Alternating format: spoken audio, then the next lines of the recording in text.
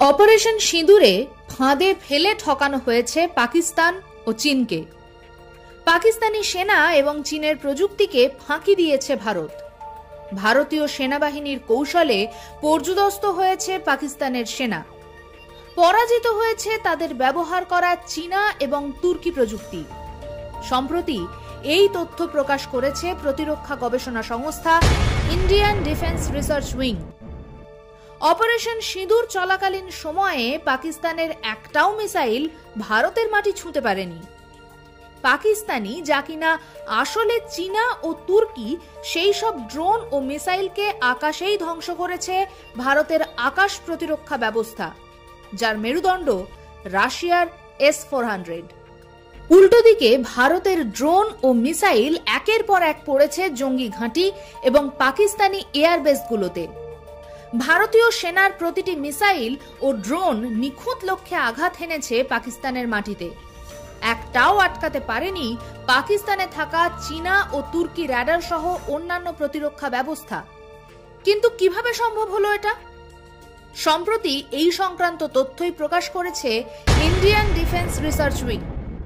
Indian air force পাকিস্তানের air defence সিস্টেমকে ধোঁকা দিতে ব্যবহার করেছিল রাশিয়ান Su-30 এবং MiG-29 এর নকল বিমান, আর এতেই ব্যাপক বোকা বনে শাহবাজ শরীফ ও আসিফ মুনির।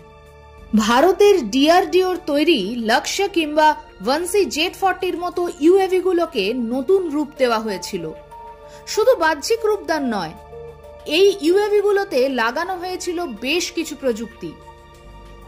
ভারতের হাতে থাকা রাশিয়ার সুখোই 30 MKI ও MiG-29 ঠিক যে ফ্রিকোয়েন্সির তরঙ্গ নির্গত করে, যে ধরনের ইনফ্রারেড সিগনেচার ব্যবহার করে, নকল ইউএভিগুলোতে ঠিক সেই ধরনের প্রযুক্তিগত কৌশলই ব্যবহার করা হয়।